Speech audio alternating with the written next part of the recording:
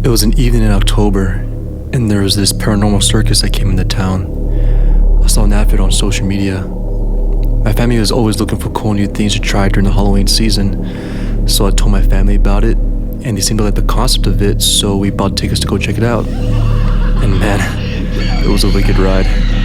I'm very much into horror and entertainment, so what we saw the performers do on stage that night was right up my alley. My family enjoyed it as much as I did, and we ended up having a great time together. As we were leaving, this girl came up to me. She asked me, "Hey, can I give you my number?" I took a quick glimpse at her and noticed that she was holding what seemed to be a pink sugar packet. It was the kind that you use to put sugar into your coffee at a restaurant, and it had her number on it. I had a girlfriend at the time, so I told her, "I appreciate it, but I have a girlfriend, but have a great night." And after that, we kind of just parted ways. My family and I walked back to our car, and my dad drove us home. We talked about how cool the show was on the way back, and decided that we were all pretty tired. So as soon as we got back, I went straight to bed. I was woken up by a thunderstorm, which is weird because I didn't see any storms in the forecast. I went to use the restroom, and then I went to go get a glass of water from the kitchen. As I was walking past the windows, there was a flash of lightning. From behind the shades, I saw that there was a silhouette of what seemed to be a woman just standing there on the front patio. I thought to myself, who the fuck would be outside our house just standing there in the rain? So I went to go take a peek between the holes over the strings were threaded through the blinds. And then my stomach dropped. The woman standing there was the girl who approached me at the circus. She had the same clothes, same hair, and everything. But it wasn't her face. Her face looked like it didn't belong here. She was smiling with a grin that was inhumanly large. Her teeth were massive, and her eyes looked like they were too big to fit into her sockets.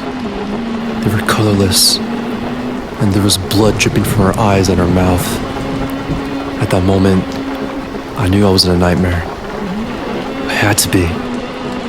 There was no way that God would allow something like this to exist in this world.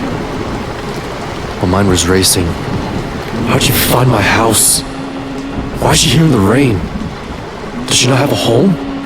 Is this thing even really her? I couldn't take my eyes off of her. I expected her to look at me, talk to me, or break into the house, but nothing. All she did was stand there with that face. After staring at her for what seemed like hours, I decided to finally walk away from the windows. What else could I do? I made sure the door was locked, and I walked back to my bed. And I just went to sleep, knowing it would be morning soon. I woke up at around 9 a.m. to birds chirping.